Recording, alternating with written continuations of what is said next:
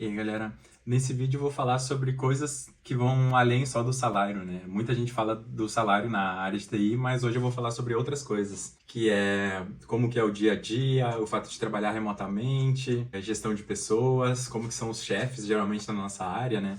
Eu vou falar sobre o que a gente faz, né? A criação das coisas que a gente faz, falar sobre um pouco sobre o mercado de trabalho, sobre o tipo de pessoas que trabalham na área e entre outros vários assuntos.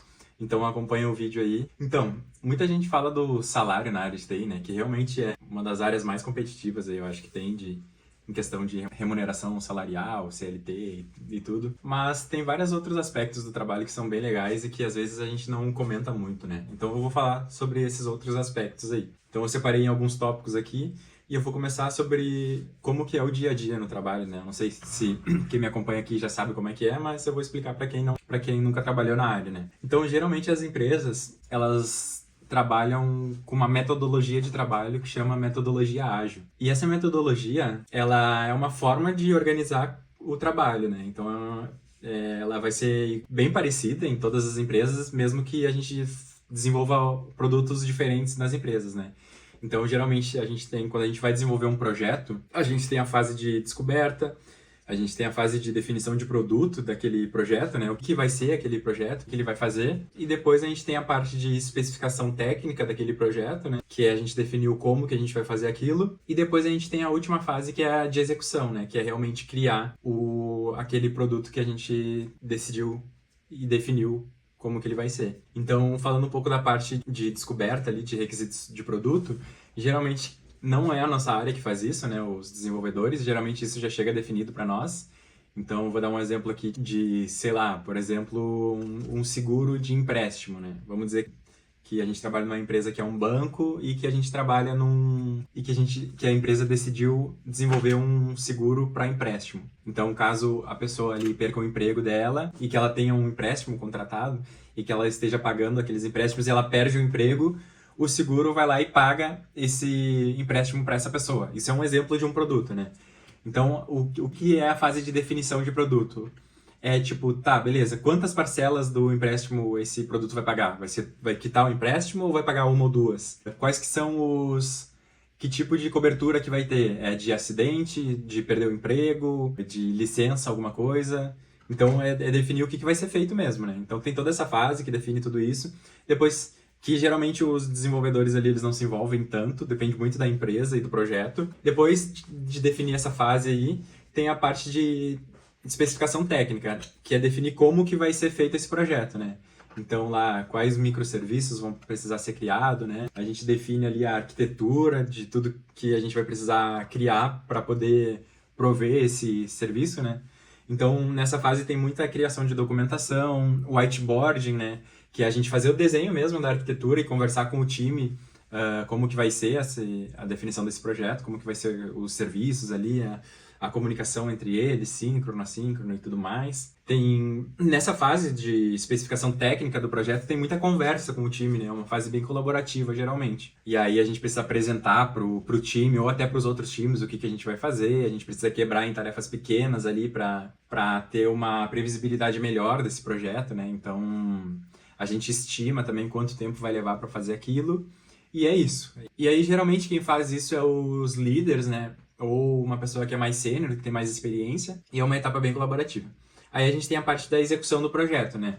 E aí o que vai ter nessa parte? Vai ser codar bastante, vai ser revisar o código dos colegas, vai ser provavelmente definir alguma coisa com o produto também, que às vezes a gente define alguma coisa de como a gente gostaria que fosse feita, mas na hora de implementar mesmo, a gente descobre que não dá para fazer daquele jeito, ou tem que fazer de uma outra forma.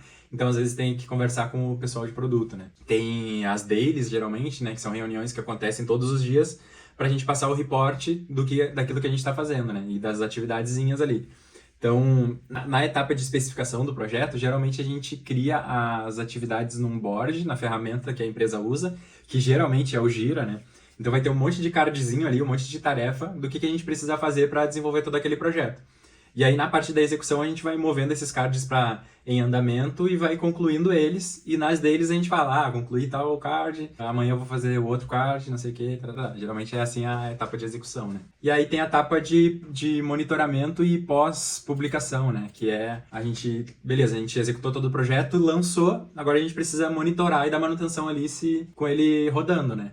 Então, geralmente, a gente precisa, durante a execução ali, provavelmente, um time maduro criou monitoramentos, né? Então, se algum serviço der erro, a gente sabe, a gente é alertado e a gente precisa corrigir daí, caso isso aconteça, né? Então, tem toda essa parte aí de monitoramento para ver se o produto deu certo ou não e corrigindo ali os erros. Então, tem etapas que são mais colaborativas, que a gente precisa se comunicar com outras pessoas, e tem etapas mais individuais dos projetos, né? Que é mais tu sozinho ali codando, mandando o código para os outros revisar, né? Geralmente é assim que funciona.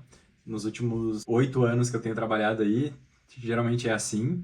E antes era presencial e há uns 5 anos virou remoto o trabalho, né? Mas geralmente seguiu a mesma metodologia. Então, isso é legal, porque tem etapas do projeto que ninguém vai te encher o saco ali, tu fica sozinho trabalhando, tu tem autonomia para fazer algumas coisas e liberdade, né? Então, eu acho isso bem legal para quem tem um perfil mais intrusivo, assim.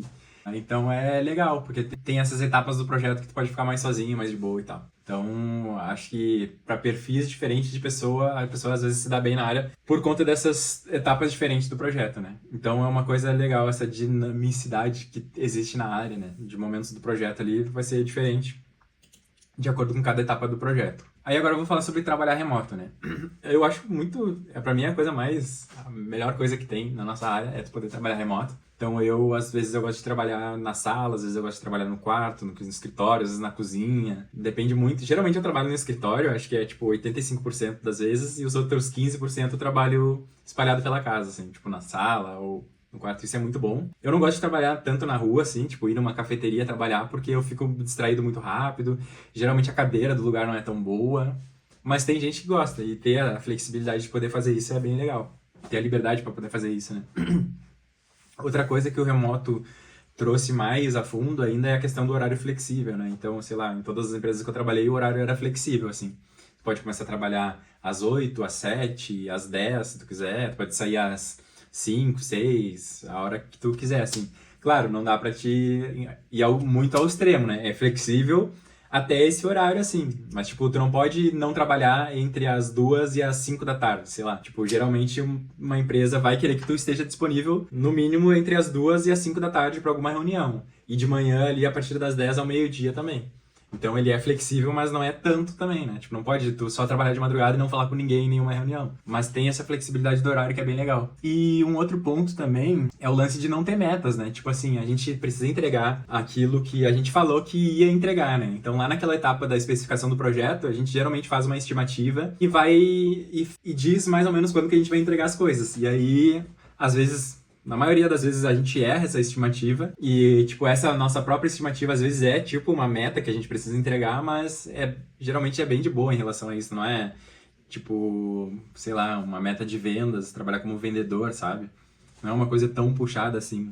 Geralmente fica puxado mais no final das entregas de projeto, assim. Então, geralmente um projeto, ele leva, sei lá, de 6 a 12 meses, e geralmente começa a ficar apertado ali nas últimas semanas de lançamento desse projeto, assim, tipo, uma semana antes do lançamento, ou 2, ele começa a ficar um pouco tenso, assim, porque são 6 meses que a gente vem entregando, desenvolvendo, e não lançou nada ainda, e vai chegando perto daquele prazo que a gente falou que ia entregar, e aí as coisas vão ficando mais tensas, assim, mas é bem de boa, e são poucos períodos no ano que acontece isso, sabe? Então, eu acho que é uma coisa legal esses pontos que eu mencionei. Uma outra questão também é sobre como que é a gestão de pessoas, né?